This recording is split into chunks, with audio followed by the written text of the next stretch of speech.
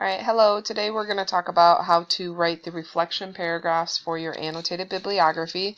On class on Tuesday, we went over how to set it up and use MLA and EasyBib citations. You should have 4 citations completed, and now today is actually adding in the reflections. So you do want to grab this document.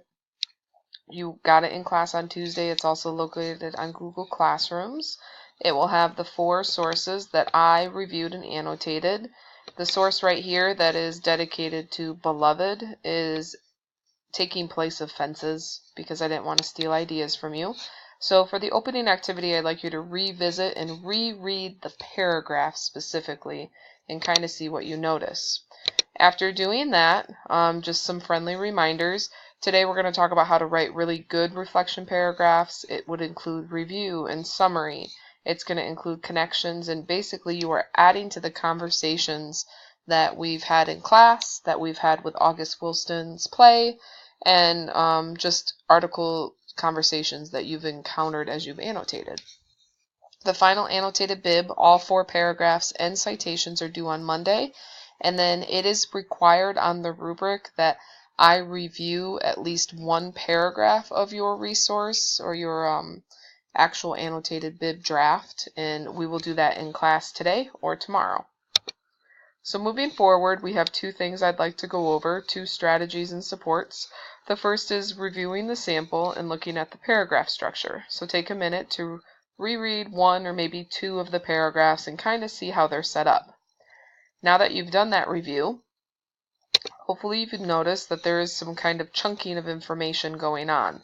So you'll notice all of the paragraphs start off with motive, like background of why I picked the source, and that's just clarifying where you were going with the source or what kind of conversations you were looking for. You'll notice that I try to include at least 1 sentence of summary just to kind of help the reader understand what the source was about.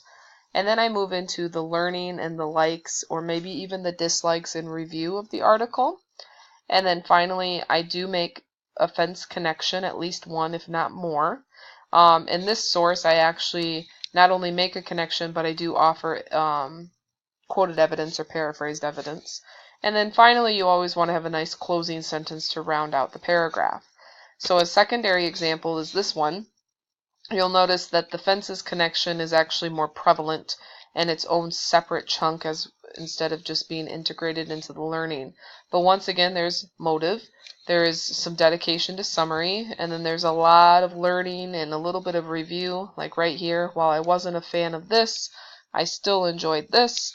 And hopefully you also notice that you have to use integrated evidence. You have to take quotes from the article and apply it to your conversational pieces in review. You will also have to cite the article, and you only have to cite it once. If you notice here and here, I don't do Dargis's name. I only do it once to prove to the reader that I know how to integrate and cite, and then for the rest of the evidence, I don't have to do that. I do have quite a bit more fences connection occurring here, and then I also, once again, a nice closing sentence. So the next strategy is how can you utilize sentence stems. The sample has a lot of nice structures that I'd like you to try to borrow or reincorporate.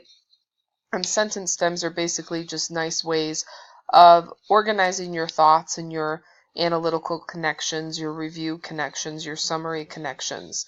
So when I consider aspects of the play, I wanted to explore blank. I found this article from blank to be crucial to blank. Her article describes yada yada. I learned, and I also learned.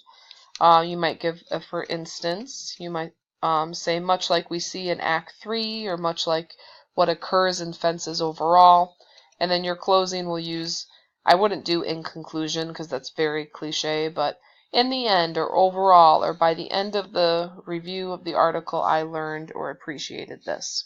So the activity is to go through the other 3 articles and find out information or sentence stems that you like.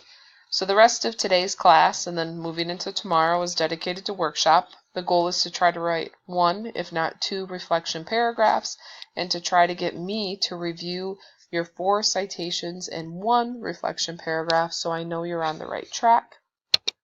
To close out, I'm curious what you accomplished. And then just a reminder looking ahead, Friday will be the final workshop. We will go over the rubric, and we'll also revisit the rules for quote and how to integrate the quotes and cite them based on the citations that you've created. So that is today's lesson, and that is hopefully your goal to write good reflection paragraphs.